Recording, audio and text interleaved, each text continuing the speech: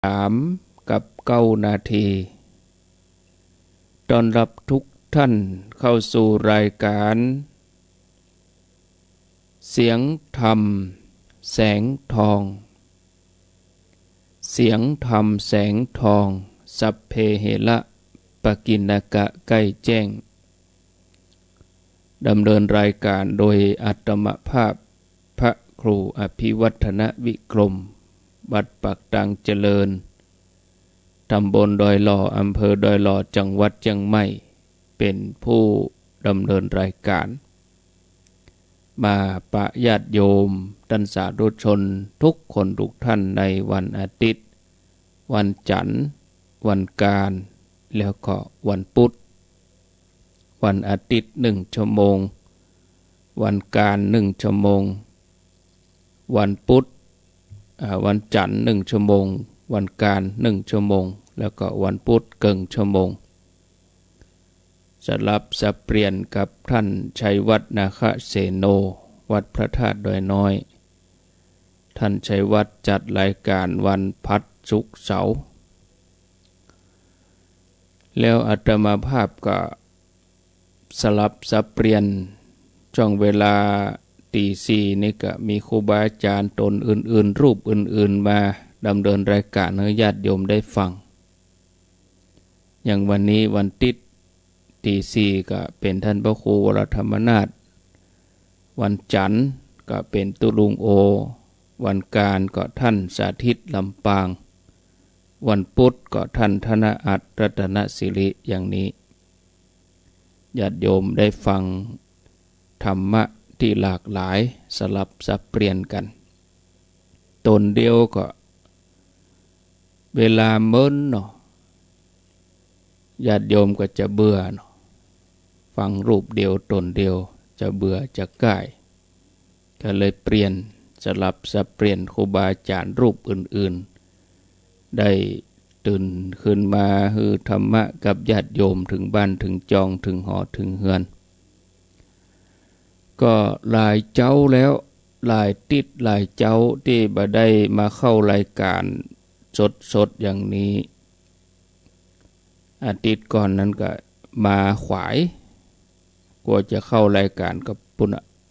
ตีสี่เกิงกาตีห้ากาช่วงเวลาตีสามนี่ก็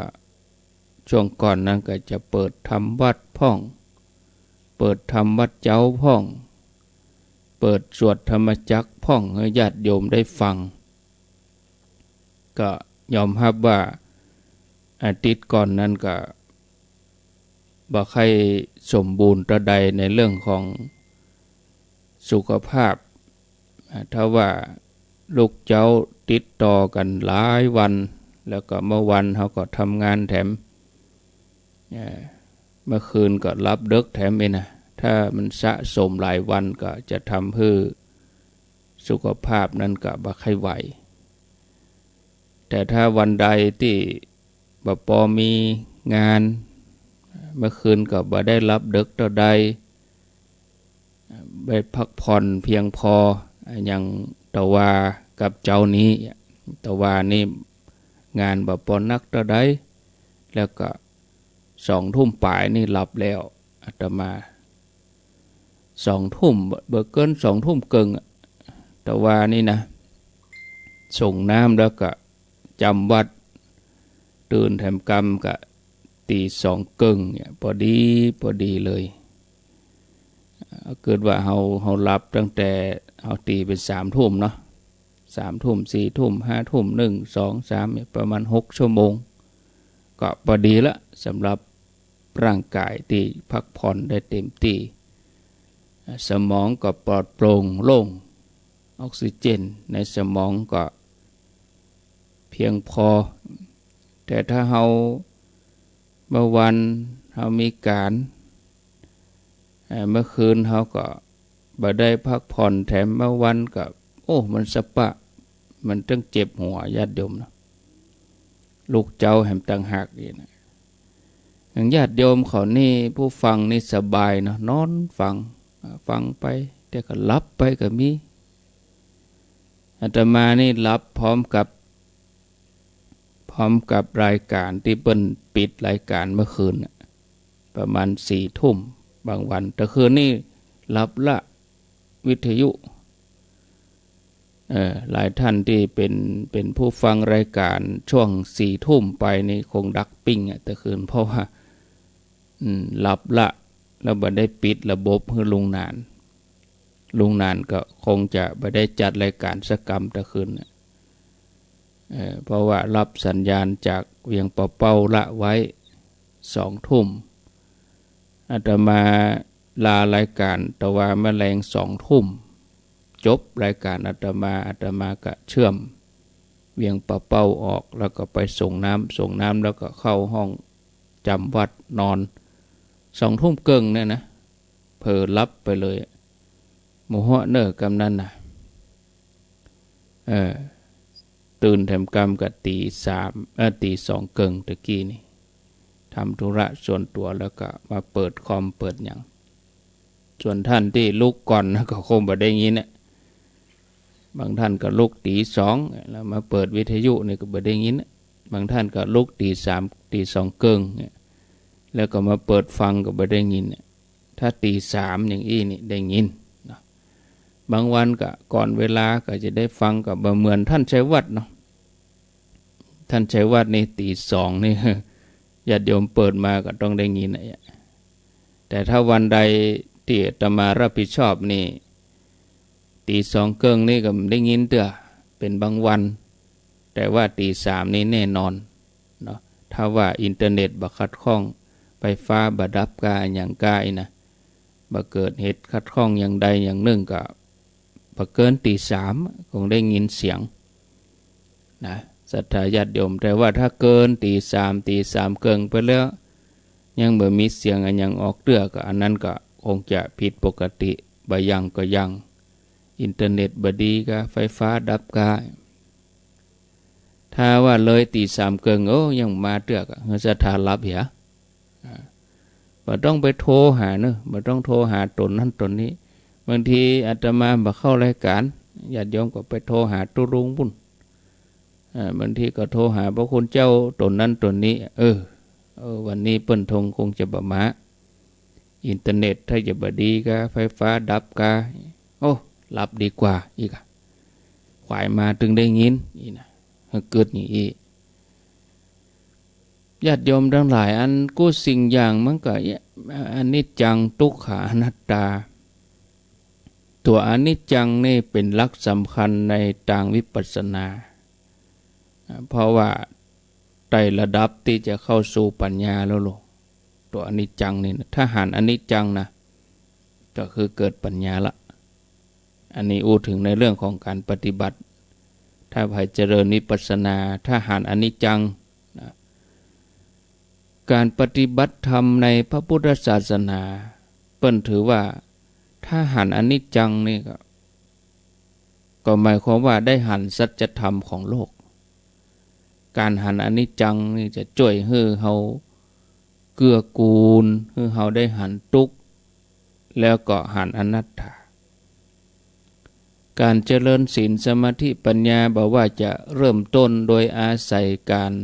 ปฏิบัติตามแนวสมถะวิปัสสนาหรือว่าวิปัสสนากรรมฐานก็ต้องอาศัยธรรมตึงเบื้องต้นตึงกลางแล้วก็ขั้นสูงธรรมเหล่านี้มีอนิจจังเป็นส่วนสำคัญในขั้นอริยมรรคสมถภาวนาเป็นองค์ประกอบให้เข้าถึงจิตนอกสำนึกแล้วก็หันอาสวะกิเลสแต่ก็ต้องอาศัยวิปัสสนาเพื่อให้เข้าใจแล้วก็เกิดขึ้นเป็นไปตามลำดับการพิจารณาสภาวะแล้วก็เหตุของสภาวะให้หันการเกิดดับก็ว่าความบัดเที่ยงคือวิปัสสนาเอาก็พิจารณาสมัยพุทธกาล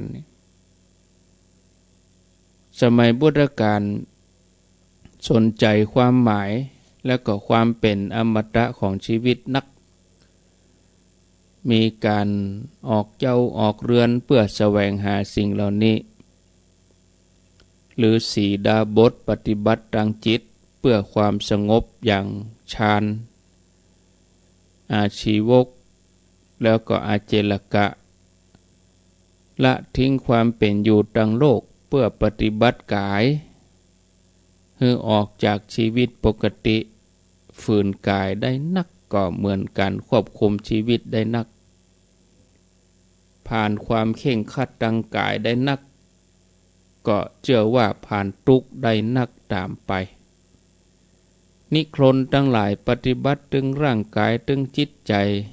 ปฏิบัติอย่างคนละกึ่งถึงสามแนวทางนี่ก็ยังไม่สามารถเข้าถึงอมตะธรรมเพราะว่าหลงเดินทางผิดไปพระองค์ก็เคยเอาแนวทางเหล่านั้นมาปฏิบัติหมดแล้วเสาะแสวงหามาตลอดบ่เจ้ว่าบ่เมินนะ6 ปีกันนะพระพุทธเจ้าหลงไปสัพพะทรมานร่างกายก็ไปเสาะแสวงหาเนี่ยญาติโยมท่านทั้งหลายมนุษย์เฮาเกิดมาเพื่อจะลาโลกชีวิตเกิดมาเพื่อจะเข้าสู่ความเสื่อมสลายไปขอโทษนะญาติโยมเกิดมาเพื่อตายแต่นะเนาะถ้าบ่มีเกิดก็บ่มีดับเฮาเกิดมาเพื่อจะเสื่อมสลายไปเกิดมาเพื่อจะลาโลกเกิดมาเพื่อจะตายกันไปถ้าคนที่เพิ่นปฏิบัติอยู่บ่อยๆถ้าได้พิจารณาแท้ๆแล้วก็จะหันความจริงอย่างนี้แต่ถ้าคนที่บ่เคยปฏิบัติบ่กองอู้ว่ามนุษย์เขาเกิดมาเพื่อจะละโลก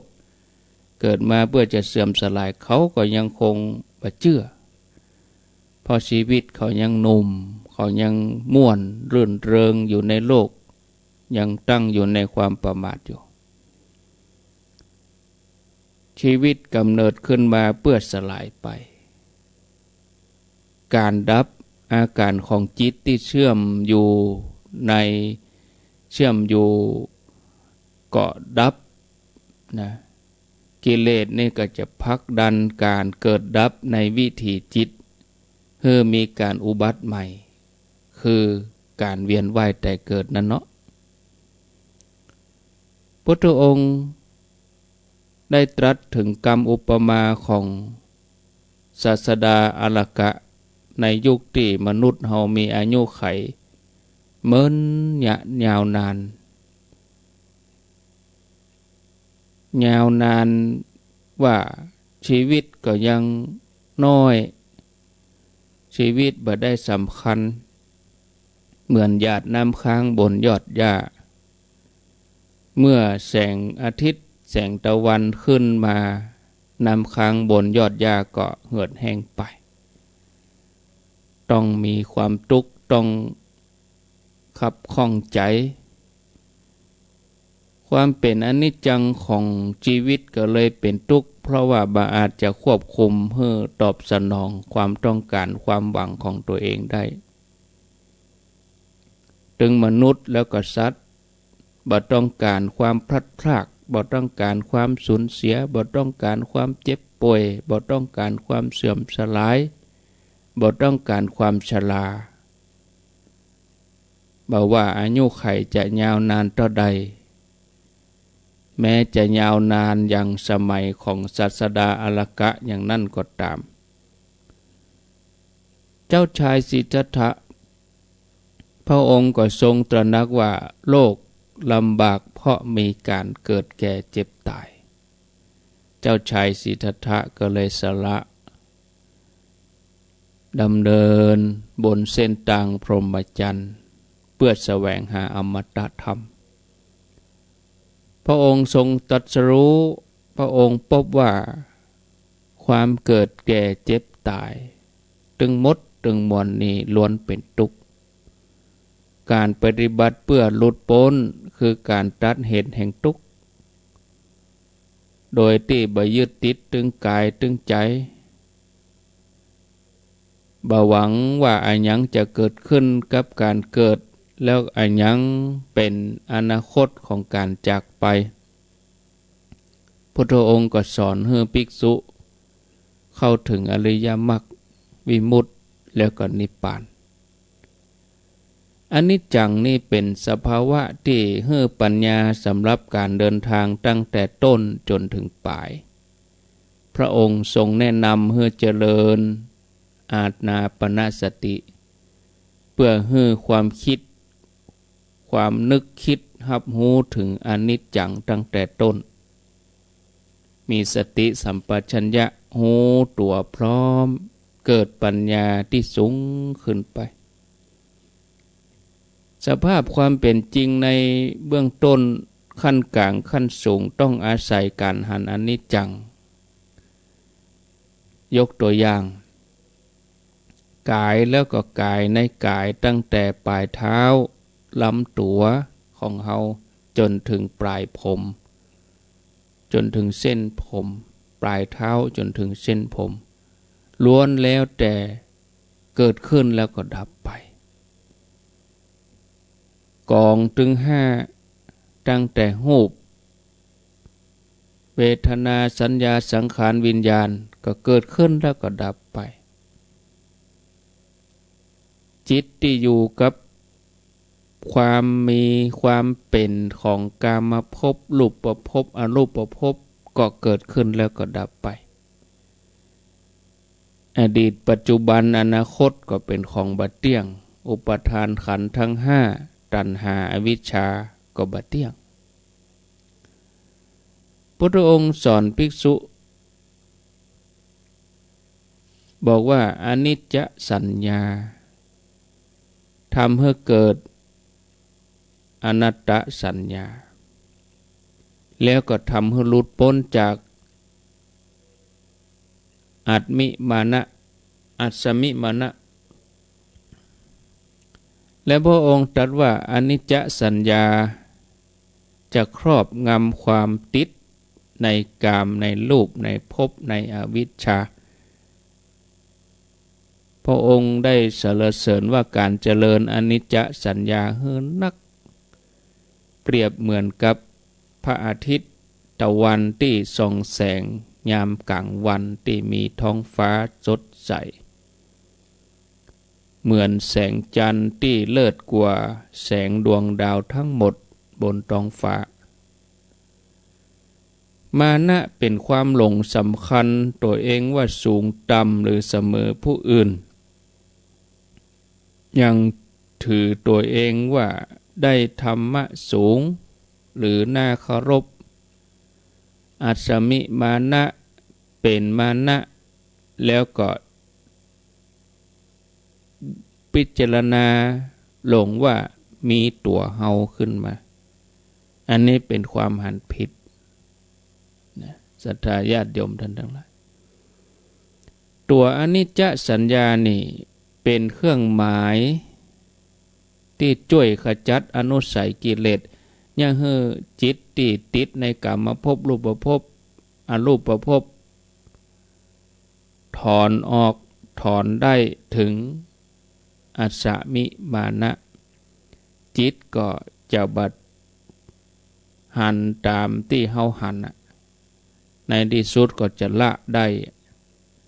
ท่านผู้ฟังญาติโยมเฮอมันระลึกนึกถึงอนิจจังอันได้แก่การเกิดการดับ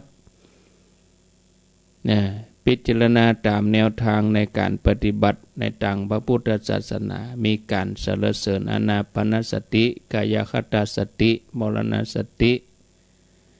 ล้วนมีส่วนผสมของปัญญาแห่งอนิจจัง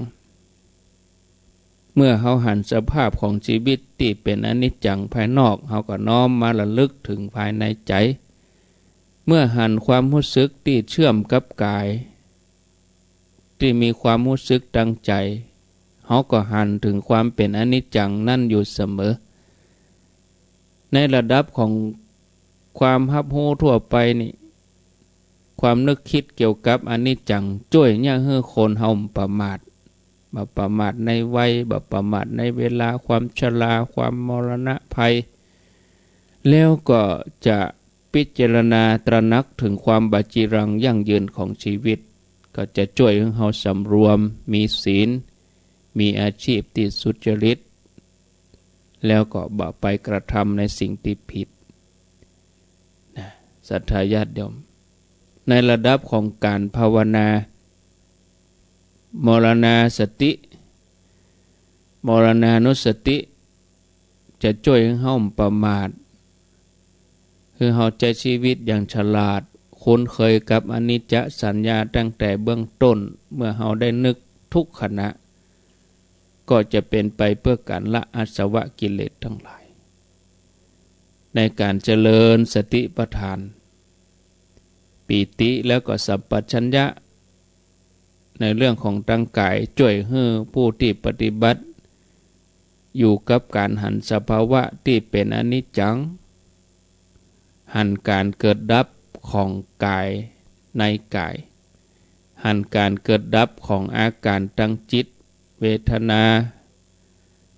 อานาปานสตินี่ก็จะช่วยให้หันอนิจจังที่ละเอียดตัวจิตนี่บ่จำเป็นจะต้องสังเกตปรากฏภายนอกว่าคนอื่นมีความบาจีรังยั่งยืนก่อภายในกายแล้วก็อาการของจิตมีสภาวะของการเกิดดับอยู่เสมอกายสั่นสะเทือนอาการของจิตก็สั่นไหวเมื่อจิตหันการเกิดดับของรูปนามรูปก็จะเกิดวิปัสสนาญาณขั้นต้นเมื่อหันการดับไปของนามรูปหันพิจารณาแล้วก็จะเกิดปัญญาญาณที่ห้องว่าพังคญาณเมื่อหันความน่าเบื่อหน่ายหรือความไร้สาระของนามรูปก็จะเกิดนิพพิทายานเมื่อวางเฉยต่อสังขารต่อการปรุงแต่งทั้งหลายว่าเป็นอนิจจังหาสาระอันยังบ่ได้ก็จะเกิดสังขารุเปกขญาณอานาปานสติหรือว่าสติปัฏฐานนี้จะช่วยให้เข้าถึงโพชฌงค์แล้วก็อริยมรรคเมื่อเข้าถึงอริยมรรคแล้วการหันกิเลสที่มีความละเอียดนักก็จะต้องอาศัยสมาธิที่ละเอียดตัวอย่างตาเฮานี่เฮาหันก็ของหยาบแต่ถ้าจะละเอียดก็ต้องมีกล้องส่องเชื้อโรคต่างๆอย่างฝุ่นเนี่ยฝุ่นในห้องเฮานี่โดยทั่วไปเฮาบ่หันแต่ถ้าเฮามีแสงตะวันเข้ามาส่องเข้ามาแล้วก็แง้มเห็นน้อยแสงเข้ามาเห็นน้อยเขาจะสังเกตหันฝุ่นที่มันฟุ้งไปเนี่ยแสงตะวันนี่มันละเอียดเหมือนกันนะมันส่องหันฝุ่นเลยแต่ถ้าละเอียดกว่านั้นก็จะหันเชื้อโรคก็ต้องใจกล้องส่องเหมือนกันการจะหันกิเลสที่มีความละเอียดเขาก็จะต้องอาศัยสมาธิที่ละเอียดโดยสมาธิหยาบๆก็มีอย่างสมาธิดูทีวีสมาธิในการฟังรายการสมาธิในการที่จะทำสิ่งอื่นมันมีในปกติในชีวิตประจำวันแต่เป็นสมาธิอย่างหยาบบ่ใจสมาธิอย่างละเอียดอนิจจสัญญาเท่าที่ปรากฏนั้นจะมีความสำคัญอย่างยิ่งในการทำให้จิตสงบระงับสามารถหันอนิจจังได้การเจริญอนิจจสัญญานี่เป็นยอดของการพิจารณาเพ่งพอจิตแล้วก็เป็นการแก้ไขการติดอยู่ในภพเมื่อจิตเฮาหันสัญญาก็หันโดยความเสื่อมความแตกสลายมันเกิดดับอยู่ตลอดเวลาเหมือนญาติโยมฟังอาตมาอยู่นี้มันก็มีการเกิดดับอยู่ตลอดเวลาตราบใดที่เฮายังบ่ลงมือปฏิบัติเฮาก็บ่หันฟังก็บ่เข้าใจฟังก็บ่ฮู้เรื่องอาตมาอู้หยังบ่ฮู้พระคุณเจ้าอู้หยังใดก็บ่ฮู้แต่ถ้าเฮาได้ลงมือปฏิบัติ เมื่อจิตสามารถหันสภาพของขันธ์ห้าที่ประกอบด้วยอุปทานขันธ์ทั้งห้าอุปทานขันธ์ทั้งห้าเป็นทุกข์มันเกิดแล้วดับไปนะ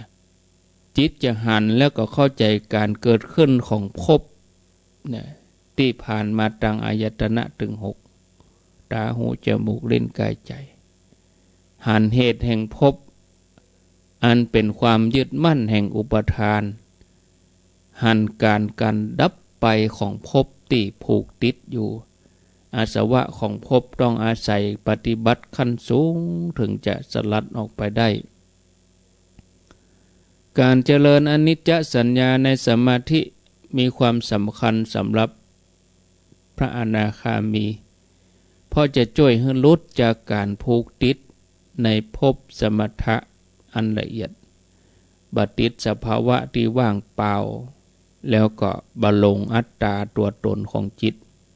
การเกิดดับก็เลยเป็นไปถึงวิธีที่จิตใจสอนจิตแล้วก็เป็นสภาวะที่จิตรับรู้เป็นไปตามความเป็นจริงอริยสัจของภพคือการเกิดภพปัจจัยของภพการดับของภพแล้วก็วิธีปฏิบัติเพื่อการดับภพพุทธองค์ทรงตรัสว่ากรรมเปรียบเหมือนให้นาวิญญาณเหมือนพืชตัณหาเหมือนเป็นยางเหนียวที่ทำให้เกิดขึ้นวิญญาณดำรงด้วยธาตุที่หยาบกลางประณีตเพราะมีอวิชชาแล้วก็ตัณหาพบใหม่ถึงเกิดขึ้นมาในยามปกติการหูอนิจจังก็ยังให้ระลึกถึงการดับเมื่อหันการเกิดเมื่อหันผลเอากับพิจารณาศรัทธาญาติโยมทั้งหลายในการภาวนาเมื่อหันสภาวะที่มีอยู่ก็หันการเกิดขึ้นแล้วก็การดับไปที่ซ่อนอยู่ในสภาวะนั้นหันการเกิดดับได้โดยที่บ่ต้องมีวิตกวิจารบ่ต้องเปิ่งการกำหนดการเจริญขั้นอริยมรรคก็เลยสำคัญการเจริญอนิจจสัญญาเป็นการหันสภาพขันธ์ถึงห้าแล้วก็อุปทานว่าต่างตั้งอยู่บ่ได้เมื่อเกิดความเบื่อหน่ายความหลุดพ้นจากอุปทานเหตุแห่งอุปทานนั้นก็จะตัวยมาความสงสัยตั้งหลายก็มาลายหายไปการตัวยติดตามแล้วก็อะไรในขันธ์ห้าก็บ่มีละสรรพสิ่งล้วนเกิดดับแล้วบ่มีตัวตนหันกายจิตว่าเป็นสภาวะที่เกิดขึ้นแล้วดับไปเป็นธรรมดาโดยที่บ่โดยหาความเหนือว่าชีวิตนี้เหนือกว่าสิ่งอื่นใดบ่มีว่าชีวิตจะเหนือสิ่งอื่นใดนะศรัทธาญาติโยมนะการพิจารณาธรรมะนี่ญาติโยมบ่จำเป็นจะต้องพิจารณาให้กว้างขวางอย่างนักสำหรับผู้ที่ต้องการความสงบสุขความเปล่งแจ้งความสว่างไสวคือพิจารณาให้หันพระไตรลักษณ์ที่กายกับใจนี่การถอดถอนสิ่งที่เป็นข้าศึกภายในใจภายในกายของเฮาใจของเฮานี่เป็นสิ่งที่สมบูรณ์แล้วสำหรับเป็นสถานที่พิจารณาแต่การที่จะพิจารณาไปเกี่ยวกับสิ่งภายนอกเพื่อจะเทียบเข้ามากับภายในนั้นเป็นธรรมอันสมควรแก่ผู้ปฏิบัติเหมือนกันปัญญาขั้นต้นถ้าเฮาสามารถให้เป็นปัญญาขึ้นมาเนี่ยก็ให้เฮาเอาสัญญาความจำได้หมายหู้เนี่ยเป็นเครื่องหมายเป็นเครื่องวัดแล้วก็ไตร่ตรองไปตามสภาพความเป็นจริงเฮาจะแยก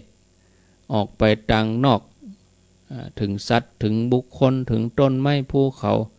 ก็ว่าสภาพทั่วไปที่หันด้วยตาที่ได้ยินด้วยหูแล้วก็เทียบเคียงกันกับตัวเฮาจะมีอันยังเป็นหลักยืนตัวไว้สำหรับสภาพทั้งหลายเหล่านั้นกับตัวของเฮาจะต้องปรากฏเรื่องของพระไตรลักษณ์เป็นหลักประจำโลกบ่มีสิ้นส่วนใดหรือว่าอันยังเหนือนอกจากกฎไตรลักษณ์นี้บ่มีอันยังป้นไปจากกฎไตรลักษณ์นี้ไปได้เลยคือตัวอนิจจังทุกขังอนัตตานี่ฉะนั้นหลักของพระไตรลักษณ์ก็คืออนิจจังทุกขังอนัตตาก็เลยเป็นหลักธรรมที่รองรับเป็นหลักในการเดินทางที่ควรจะนำมาพิจารณาเมื่อเขาพอสภาพอันใดชิ้นใดของอันใดจะหันเป็นเรื่องของไตรลักษณ์ไปหมดเลยนับตั้งแต่เขาวันที่เขาอุบัติเกิดขึ้นมาจนถึงบัดเดี๋ยวนี้ตั้งแต่เริ่มต้นเขาเกิดมาในโลกเนี้ยก็มีความเปลี่ยนแปลงสภาพความเปลี่ยนแปลงตลอดเส้นทางแล้วก็เดินทางตลอดเลยแล้วก็บ่มีปรากฏว่าจะได้หยุดพักระหว่างทางในชั่ววินาทีใดวินาทีหนึ่ง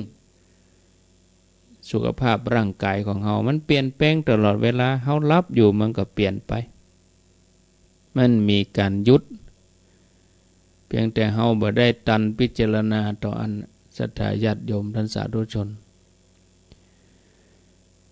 พอเวลาแล้วก็พอดีเนาะตี3ครับ41นาทีโอ้เวลาก็อวยวันนี้ก็เดี๋ยวตี4ก็ฟังท่านพระครูวรธรรมนาถเจ้าอาวาสวัดหนองเหียงติดแล้วนี่ก็2 ติดแล้วก็ท่านติดวันศีลถ้าวันใดตรงวันศีลนี่ก็เปิ้นก็จะหยุดพระสงฆ์ครูบาอาจารย์บางรูปเปิ้นก็สะดวกบางรูปเปิ้นก็บ่สะดวกเนาะวันพระวันศีลนี่นะท่านผู้ฟังญาติโยมอาตมาก็ขออนุญาตได้พักต่ออีกก่อนก็เดี๋ยวก็ฟังท่านพระครูตี4จนถึง6 โมง6 โมงในเครือข่ายขึ้นสีขาวก็ฟังท่านอาจารย์วรรณชัยแล้วก็ถ้า6 โมงต่าง104นี่ก็ฟังท่านพระครูวิสิตศิลาภรณ์วัดวังสิงคำนะไผจะอู้จะจ๋าเจริญปอนเข้ามาวันนี้เจ้านี้ลุกมาแล้วกะหมายเลขโทรศัพท์ที่จะโทรหาหมายเลข0998366322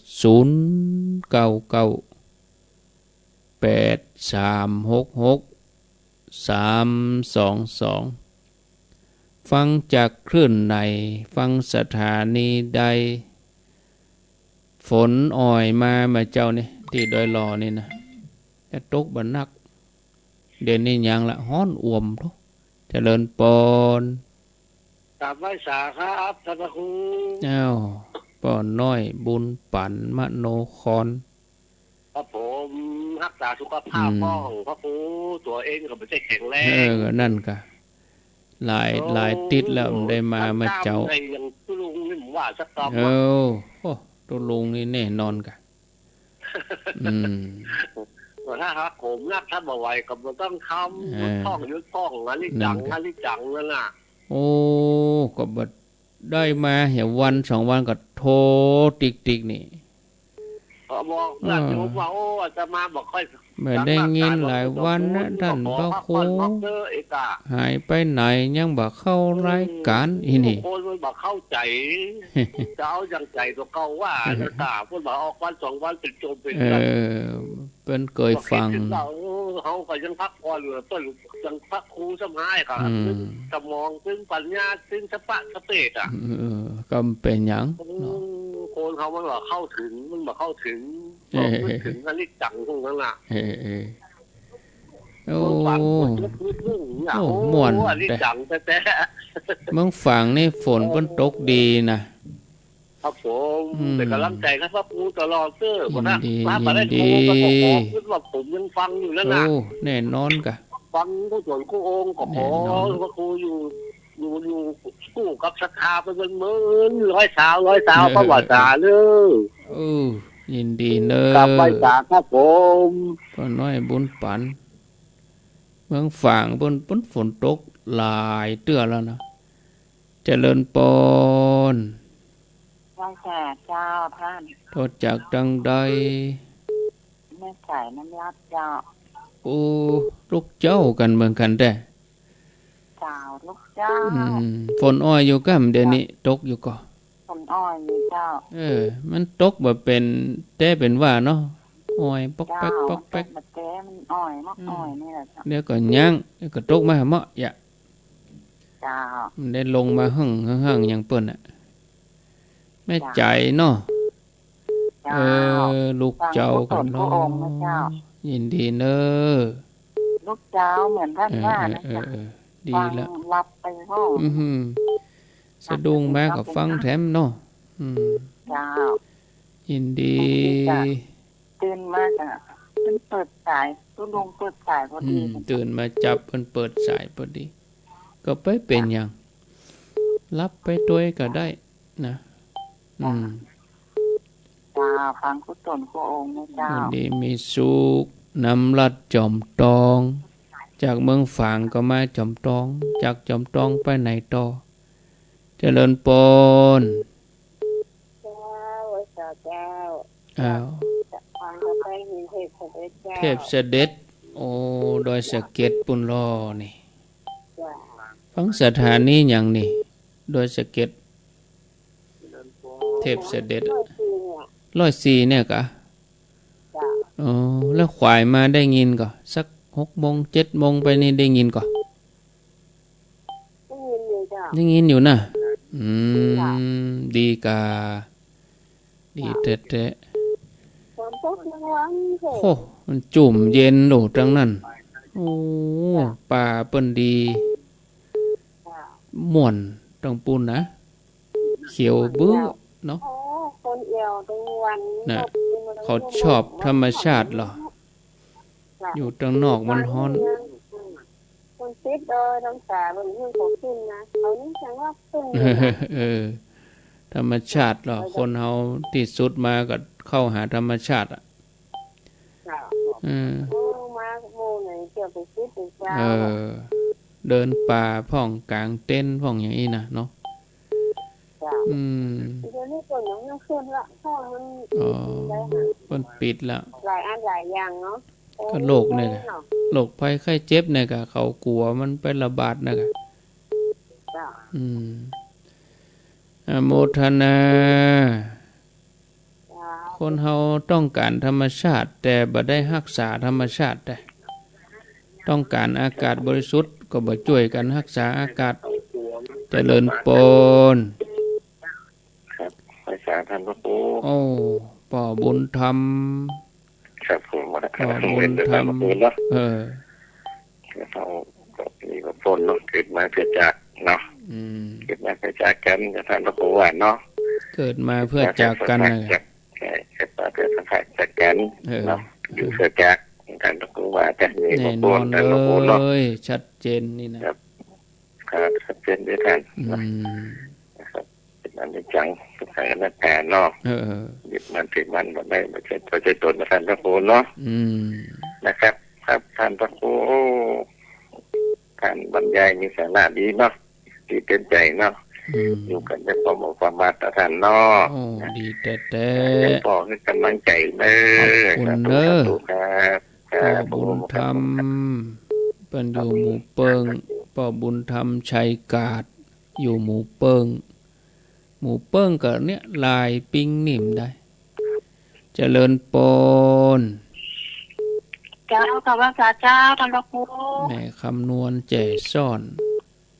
เจ้า ฟังอยู่วันได้เขาคุ้มได้ออกมันก็ดีใจได้ยินเสียง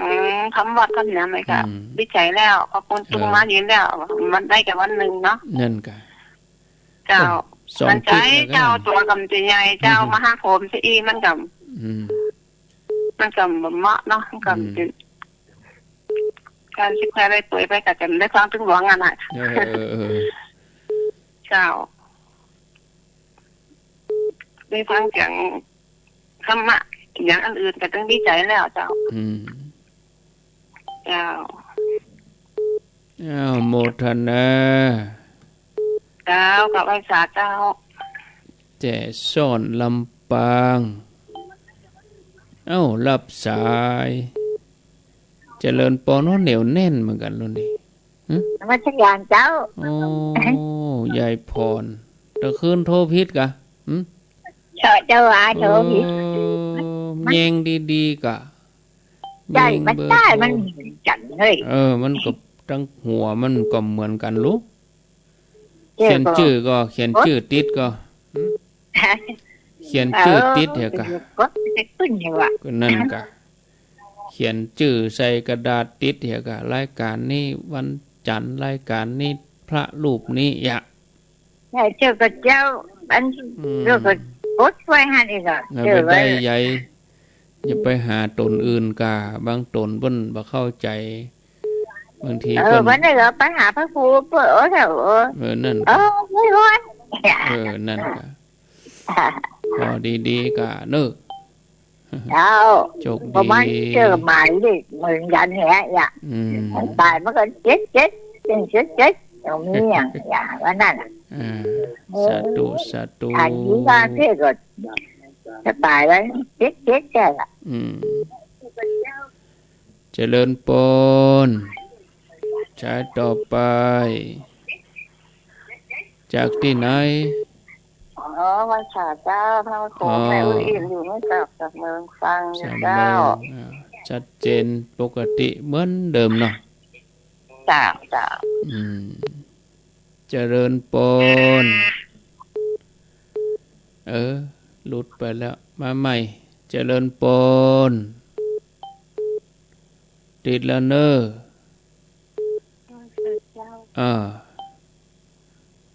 เจริญปนอูดังแถมหน่อยอยู่ที่ไหนฮะแม่บัวเขียวแม่บัวเขียวห้วยส้มปล่อยฝนตกเหรอห้วยส้มปล่อยบุญอ่ะฝนตกเหรอตกน้อยๆเนาะ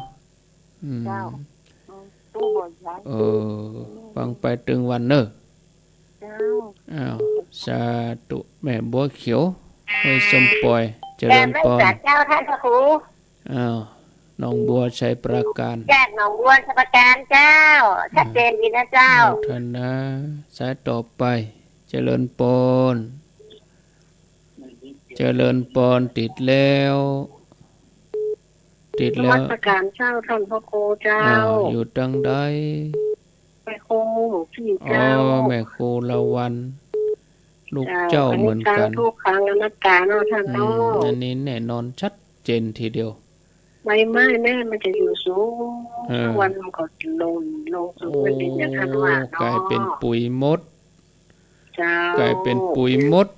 มนุษย์เขาก็เหมือนกันอนุสติมนุษย์ทั้งหลายในบนโลกเนี่ยเนาะต้องพิจารณาสังขารทุกข์ได้เป็นอย่างใดก็ตามสุดท้ายก็คืนธรรมชาติไปยินดีขอบพระคุณสำหรับธรรมะของท่านทุกวันทุกมื้อทุกเวลาเลยรับฟังนะเจ้าโชคดีเนอะธรรมะชะลองใจนะเจ้าโชคดีเจ้ากราบขอบพระคุณเจ้าสาธุแม่ครูลาวันกุยคำอันนี้เปิ้นอยู่เมืองจี้เจริญปน